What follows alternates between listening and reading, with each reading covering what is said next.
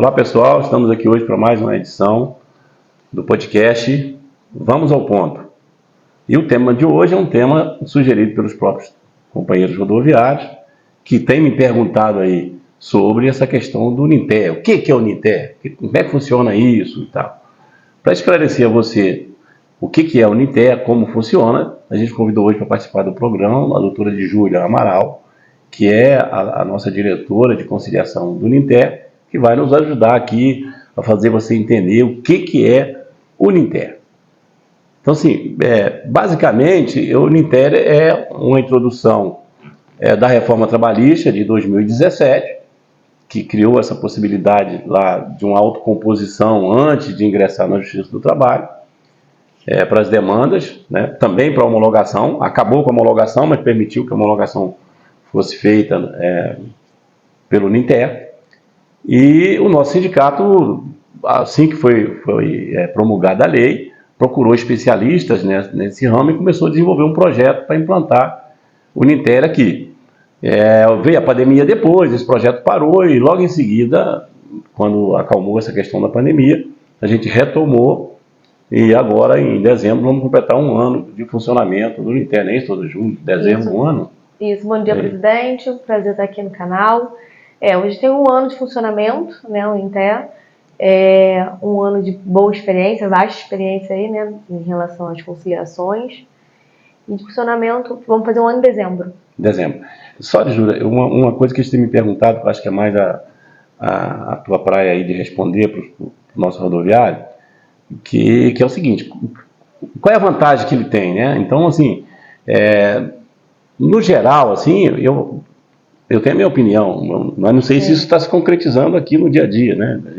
Ver os relatórios e tal, ver os resultados, mas o dia a dia é outra história. É uma realidade cotidiana do rodoviário, de quando sai da empresa ter dificuldade para receber as suas verbas rescisórias ou hora extra que deixou de receber, tudo aquilo que a gente sabe que acontece no setor e que é muito polêmico. Então, assim, a ideia, e foi nessa visão que o sindicato desenvolveu esse projeto, é que ela possibilite o trabalhador resolver isso mais rápido. Ou seja, aquela questão que não for uma questão que realmente depende ali de perícia, de intervenção do judiciário, que dê para compor, que se faça isso sem ter que ingressar no judiciário, porque lá, além de demorar muito mais do que no Uninter, tem um custo para o trabalhador que aqui no Uninter não tem. Né? Então aqui o prazo mais ou menos é assim. Qual é a diferença entre o trabalhador entrar lá direto, se entrar direto lá com o juiz para ter uma audiência e tal, e até fazer o acordo nessa primeira audiência, vamos supor que seja uma demanda que tem possibilidade de composição, mas aí o empregador quer compor lá no judiciário porque quer garantia. Né? Qual o tempo que estatisticamente leva lá no judiciário e qual o tempo que a gente consegue resolver aqui aqueles casos que não precisam de intervenção do juiz? Então, presidente, hoje o Uninter é um meio de aproximação das partes. Então, assim, não é só para aquele trabalhador que teve seu contrato de trabalho rompido. Aquele trabalhador também que está ativo e entende a necessidade de algum acertamento referente à referente à hora extra, ao intervalo que ele não gozou, ele tem essa possibilidade de vir ao Uninter junto com o empregador para sanar aquele problema do contrato de trabalho. Obviamente que é muito mais difícil você ir para o judiciário discutir isso com um contrato ativo. Né? Então, assim, ele vem aqui no Uninter, ele consegue abordar a insatisfação, porque muitos dos casos que a gente vê no Uninter é a falta do diálogo. Então, qual é o objetivo do Uninter? Aproximar as partes.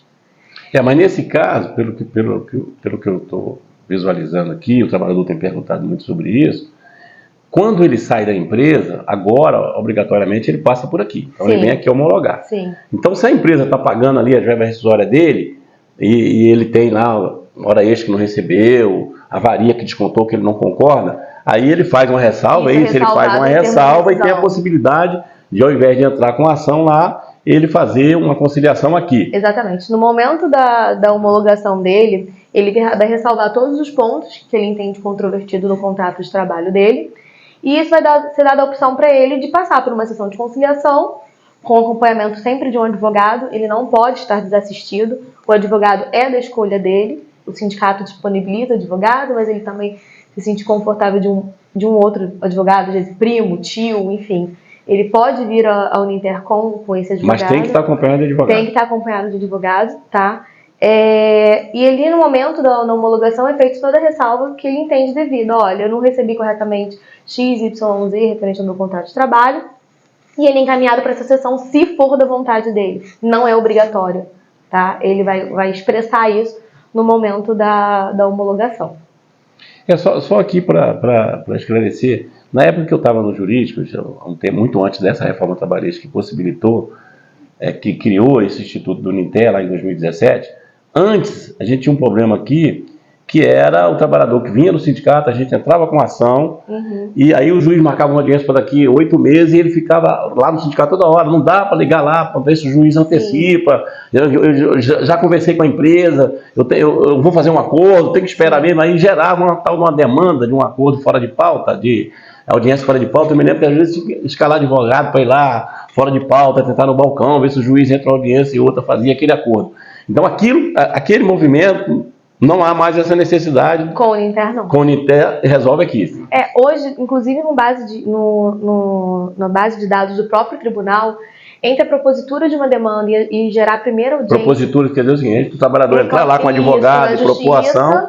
Ele vai ter, em média, 150 dias, e a gente está colocando uma vara que seja um pouco mais rápida, que tenha menos demanda. Então, ele tem 150 dias para a primeira audiência. Estamos falando de 5 meses para ter uma audiência no Justiça do Trabalho? Primeira audiência. Isso é base no próprio TRT, no site do TRT. Você quem sai da empresa sem receber nada, passar 5 meses para ter uma audiência, aí o cara já morreu de fome. Exatamente. Então, por isso é que o trabalhador está aqui questionando.